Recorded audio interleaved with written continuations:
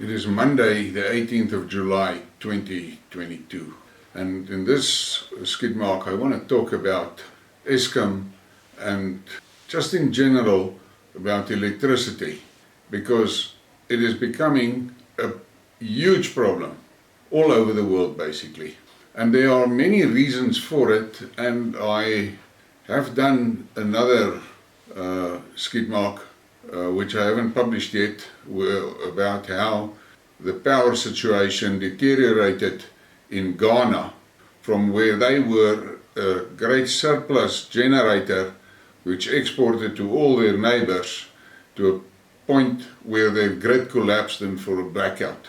And in that Skidmark I'm talking about the reasons for it. And I'm just going to mention here that there are two factors that we must keep in mind when we talk about electricity and the current electricity problems. The one thing is the role of the WF in all of this, and we all know about their promoted 2030 goal of the Great Reset and all of that shit, and the fact that we will own nothing and we will be happy. And I say to that, they can suck off as far as I'm concerned. And the second thing is the way that they are pushing this Green Deal. And it is now proven in front of our eyes. We can see that this Green Deal is actually a scam. But there is motives behind it that I'm not going to discuss in this thing. This is just about the fact that there is worldwide a hell of a pressure on the consumers about electricity. And I'm going to insert a clip here of a girl that I follow her on YouTube, and I will put a link to her YouTube channel into the description of this video. But her name is Anya, and she lives in Poland. And last night she published a short video. And the moment I started looking at it, the stress and distress on the girl's face is so obvious, and her voice, you can hear it is tense. And she spoke about what is happening to them there in Poland as far as electricity. And I'm going to insert a little clip for it. It's about 40 seconds. I think you should listen to it carefully and then think about it. And the first thing is about the prices of energy, electricity. There is a company in Poland, it's called PGNiG. It's a very strange name, but anyway, that company has announced that the electricity bill is expected to go up in Poland at least 300%. And this is already official. And again, my heart goes to all the older population that I don't know how they are going to pay those electricity bills. Honestly, I have no idea how this is going to go. For me, it goes all about this publication that I saw. Solar power users must pay 938 Rand per month even if they don't use our electricity. ESCOM. Now listen, I don't want to start swearing, but I can assure you that profanity is the only thing that jumps to mind when I read something like this.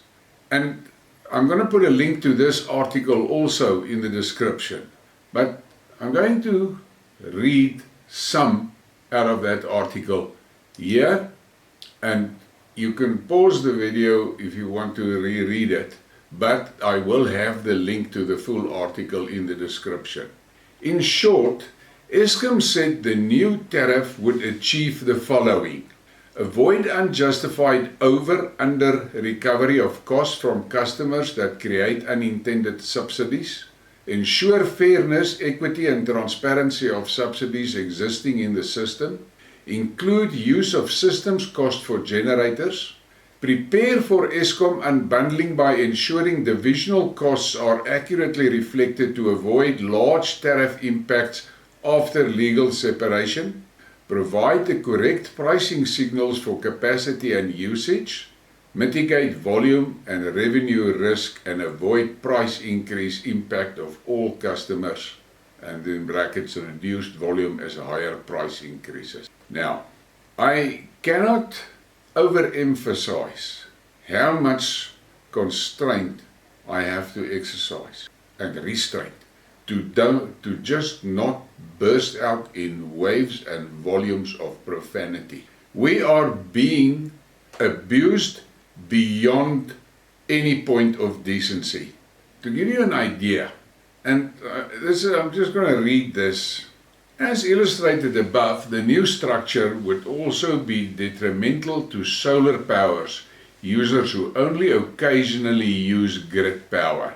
They previously only paid $218 for their grid connection if they used none of ESCOM's electricity.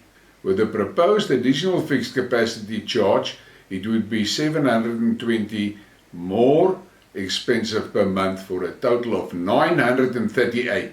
Now, we must take one thing in consideration here. This references to a really small user. Typically, a pensioner living in a small townhouse or something like that. A very small user. And I don't know where they get that 218 Rand a month. I'm going to show you now a cutout from my actual electricity bill. I stay on a farm and I'm being billed directly by ESCOM. So there's no municipality involved here, so there's no extra charges and things like that. This is raw from ESCOM. And what you must take note of here is look at that service and administration charge. And then look at the network capacity charge. Now those two numbers together is over 2,000 Rand, and then we must add VAT with it. So in effect, if I trip my power and I use zero power, zero demand from ESCOM for the month, the minimum that I will pay is 2,200 Rand. 2,200 Rand. And that is just that fee. And this is the fee that they are talking about in that article, in which they are making a big song and dance of, which is 218 Rand. They're outright liars. They are liars. This figures I'm showing you is out of my electricity bill directly from ESCOM. I don't want to put a copy of the bill up, there's too much personal information there. Then look again at that table. There's a network capacity charge. There's a network demand charge, there's an ancillary service charge, there's an energy charge. What the hell is all those charges? In this specific month you can see the total charges plus VAT is 4,058 Rand. That is 40% of the total bill is just charges. Charges. And we are being lied to on the petrol price calculation, but on the look at what they're doing to us here in the calculation of our energy cost from ESCOM. And I say again, I'm a direct ESCOM user, so there's no municipality in between that is making a profit and all of that type of nonsense that we know what is happening. But what makes me very angry is when they say solar users will pay that huge fee. Now if we look at the numbers, let's look at the service charges again. That network demand charge, that I assume is there for the privilege of drawing as much as I need. So that should be the only charge that is on that account if you've rigged your house out with solar and you're in what we call a grid tie connection with ESCOM. So when your solar generates enough, you take nothing from them, and when the solar goes down, the sun goes down, you draw from ESCOM. Or if you, for some instance, example, have a huge surge in usage on in your house, that extra will be pulled from ESCOM. That is the demand. What the fuck is this ancillary service charge? Then the network capacity charge. What the hell is that for? The service and administration charge I can understand. But now, the problem that I have with this, the real problem that I have is, if you rig your place out with solar, and your solar is calculated to handle your house capacity, and that's it. So you don't need anything. In my case, I now don't need anything from ESCOM. I will still be paying 2,200 Rand. So that 218 Rand they're talking about is bullshit. And then if you read through that article, there are a few things in that article that should actually make you very angry. They say, as illustrated above, the new structure would also be detrimental to solar power users who only occasionally use grid power. They previously only paid 218 for the grid connection if they used none of ESCOM's electricity. With a proposed additional fixed capacity charge, it would be 720 Rand more expensive per month for a total of 938. What the hell is that? And if you go further down in the article, if you look at the article, you will see that they are saying that the higher capacity users will pay less and the lower capacity users will pay more. And then they make a lot of stories here and they talk about crap like avoid unjustified over and under recovery of costs from customers that create unintended subsidies. Now these subsidies they're referring to here is, they're going to explain it and say, yeah, but you know, the lower capacity users, the cables and the wiring and the switch gear is the same as for a guy that used 5 times that. They are selling a commodity to us, which is electricity. And for me to use that electricity, they must bring the electricity close to me so that I can connect to it. That is that must be covered in their business plan. But they are now doing exactly what we've grown used to from this government structures in South Africa. Every day they find new places where they can tax you on it. And they can tax you on this and tax you on that and tax you on that. ESCOM is sick because it was stolen bankrupt. Now they want us to finance that losses that they incurred under their bad management. We already paid taxes that is used to subsidize them. We pay for our electricity. Now we must pay for their losses. So their bad management must be financed by us. This is totally unfair. And then they say prepare for ESCOM unbundling by ensuring divisional costs are accurately reflected to avoid large tariff impacts after legal separation. Now that, I don't know how they're going to explain that, but you can see there they're already making room now again. Once they unbundle, they're going to recalculate the charges and all of those things. Instead of bringing the costs down to the consumer, everything is going up.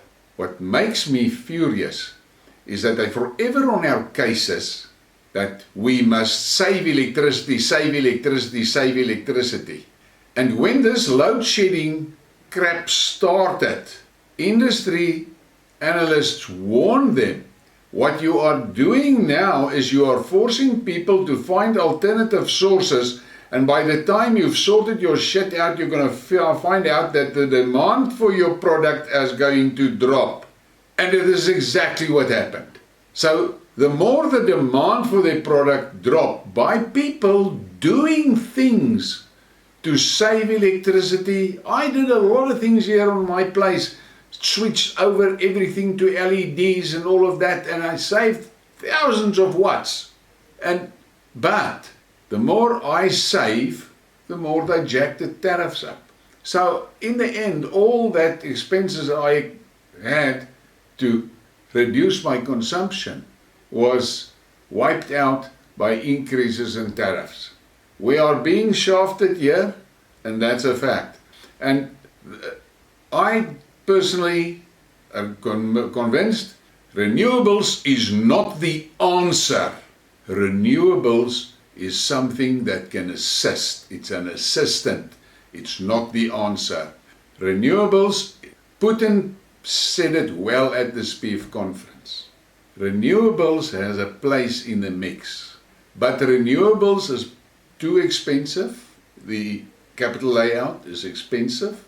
It is unreliable, and it cannot produce the volumes needed.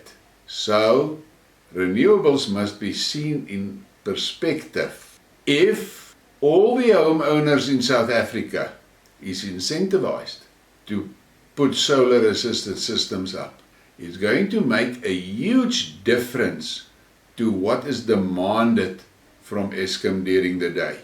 And some of these households will then go further and add battery packs and so forth, and that will reduce demand during the night. But homeowners don't use the bulk of the electricity in South Africa. Industry and commerce uses the bulk of the electricity.